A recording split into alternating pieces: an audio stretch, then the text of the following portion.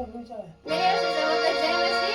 फिर एक बार आप लोग के बीच में एक नागपुरी गीत लेके आई हूँ। इसका बोल है पाप करने दिया रे बहे दिनों रतिया। इसी प्रकार का वीडियो देखने के लिए हमारे चैनल को लाइक, शेयर और कमेंट करें और साथ ही साथ बेल आइकन को ऑल में करें ताकि रोजाना इसी तरह की वीडियो देखने के लिए आप तक पहुंचते रहें। धन्यवाद।